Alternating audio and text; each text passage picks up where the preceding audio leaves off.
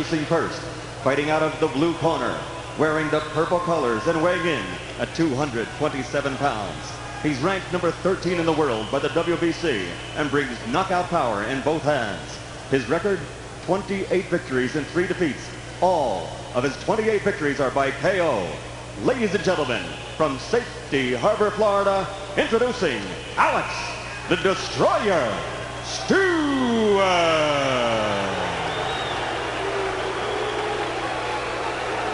And his opponent across the ring, fighting out of the red corner. Wearing the blue colors with red and white trim, he weighs 259 pounds and comes to us from Houston, Texas. This 1968 Olympic gold medalist is the greatest KO puncher in the history of the heavyweight division with a record of 66 KOs in his 70 pro victories against only 3 defeats. Tonight, we continue the ongoing saga of this boxing legend, presenting the IBF #1 contender in the world, ladies and gentlemen, the former heavyweight champion of the world, Big George Foreman.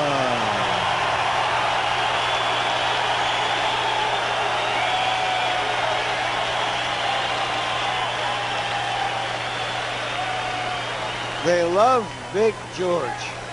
It's exactly what we were talking about. When it comes to somebody fighting for a title, they have to bring in people, and you know the public loves George. I expect you to obey my commands at all times. Shake hands, good luck. And once again, Richard Steele, the main man in the ring. Richard Steele, you'll recall, had difficulty a few months back bringing himself to stop the Jimmy Ellis fight, as Foreman would pound away at Ellis and step back, inviting Steele to bring an end to it. And Steele, who has, of course, been criticized heavily in the past for stopping fights, notably Razor Ruddock versus Mike Tyson #1, and Meldrick Taylor versus Julio Cesar Chavez. Round 1 of 10. And Foreman, according to Larry Merchant, must step forward immediately and try to make Stewart remember his bad moments against Tyson and Moorer.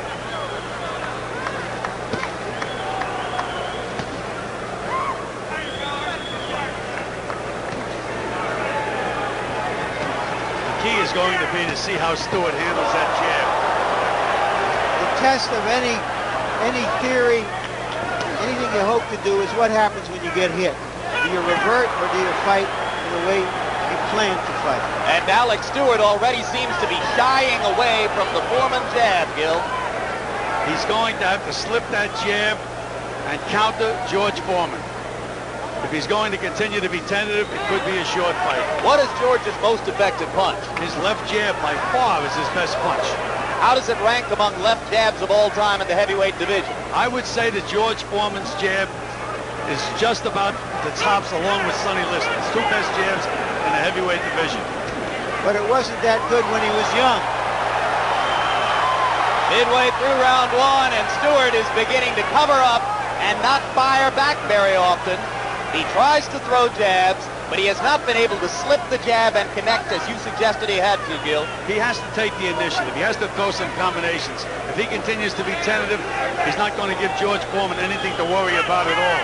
And right now, George is imposing his will on Alex Stewart. Has there ever been a more relaxed fighter in the ring than George Foreman? This is the new George Foreman. He's the most relaxed guy in the world. That was his problem. The old George Foreman couldn't relax, didn't know how to relax. George Foreman looking for all the world like a man mowing his lawn on Saturday afternoon, stepping forward and popping the jab over and over into the face of Alex Stewart. And Stewart has not thrown a meaningful punch since the fight started. He just can't loosen up. There he goes. He finally threw a right hand. And was a little short with the right. But at least he threw it, Jim. You hate to see a guy go out there and don't offer any opposition at all. And now Alex begins to get busy with the jab, and George tries to land over the top with a second-class male right hand that was about a week late in getting there. And up to this point, Stewart has not been able to handle George Foreman's jab. George is scoring a lot of points with that jab. There's a combination by Stewart. Good 1-2 punch by Stewart. The right hand over the top landed. and it suddenly energized Foreman, who danced away. Gil, I want to disagree with you a little. I think that Stewart's jab is bothering George. He's hit him 7 or 8 jabs that I think have bothered him. This bell is early, isn't it? No? All right.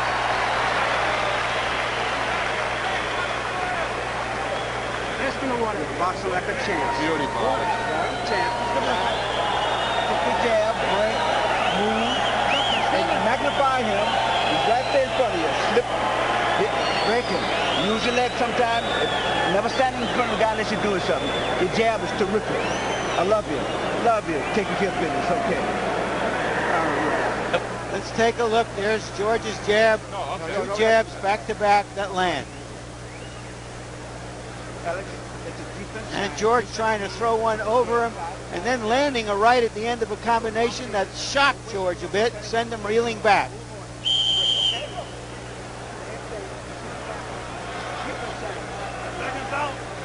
Actually sandwiched 2 rights around the left hand, did Alex Stewart.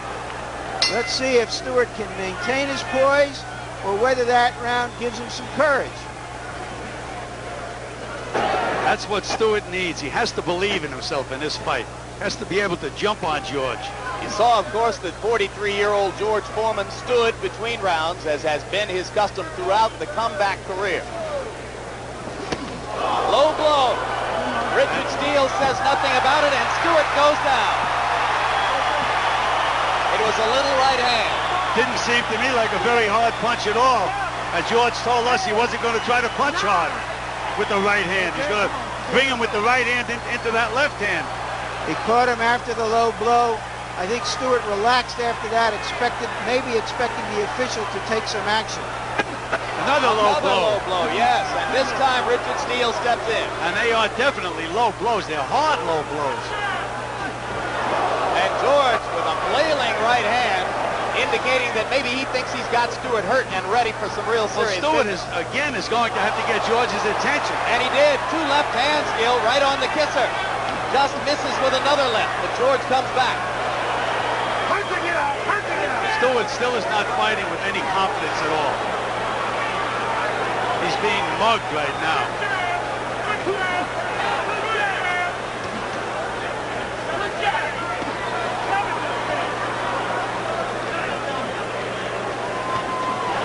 Another right hand and another knockdown. Remember that the 3 knockdown rule is in effect. So now George Foreman will have about 1 minute and 15 seconds in which to try to bring matters to a close with one more Alex Stewart knockdown. And the way Stewart is not offering any opposition, I look for that knockdown. I just don't think he takes a punch all that well, Gil.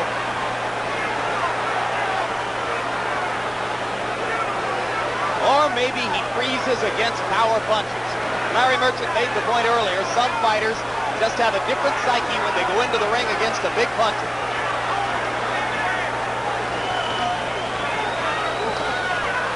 Stewart landing a right hand up the side of Foreman's head.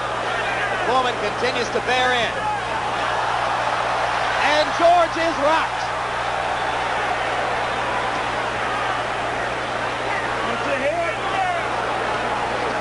The damage is momentary. Foreman with 28 seconds and still a chance to bring matters to a close. No holding, no holding. Hurt to get out. Well, I would like to see Stewart survive this round.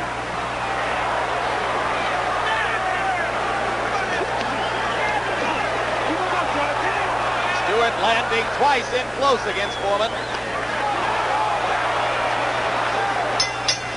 And he makes it out of the round.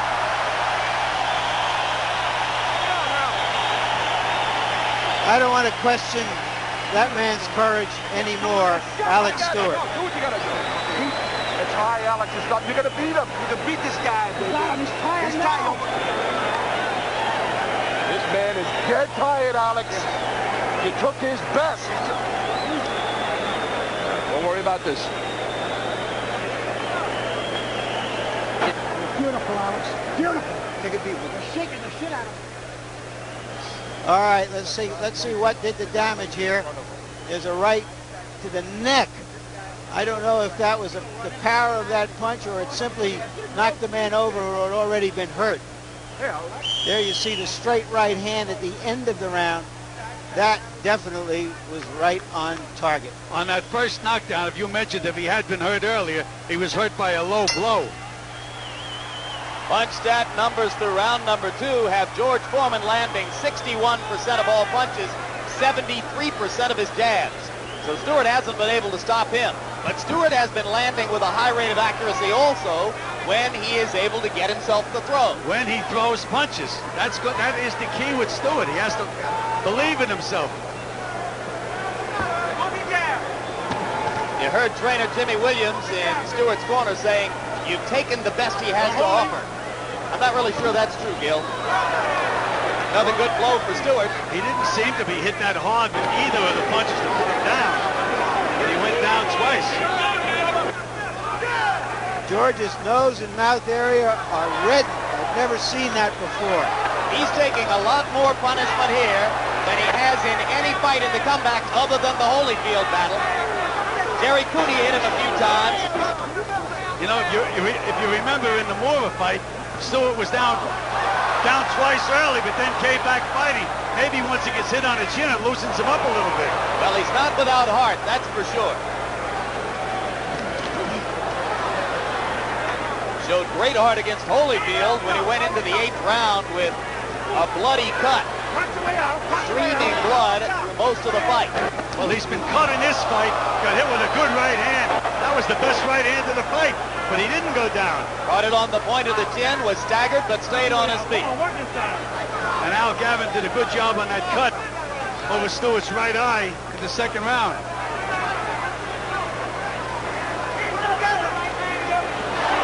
Foreman staggering a little bit as he moves in and throws. Stewart still having trouble getting out of the way. There's the telephone pole jab again. And again, Stewart is standing dead still. He's in against a very slow guy. He should be moving a little bit. But he's landing some counters when George misses. And if he can keep that up, he may yet be able to turn the tide of the bout.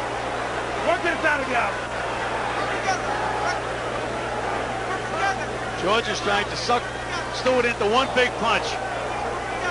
And George is really tired. Hands it down, missing punches. Keep him up, Alex. Keep him up.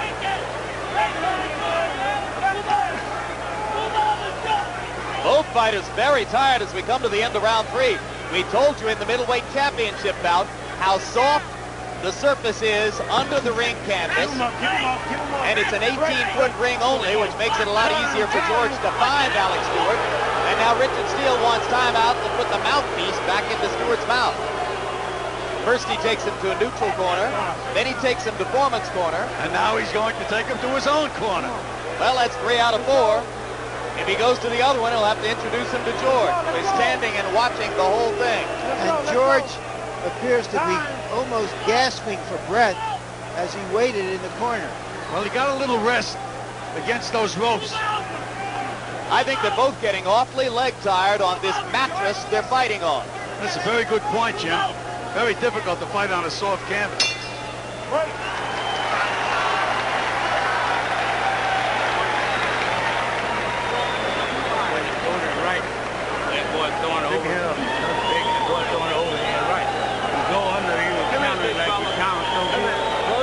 Don't blow your nose, whatever you do, okay?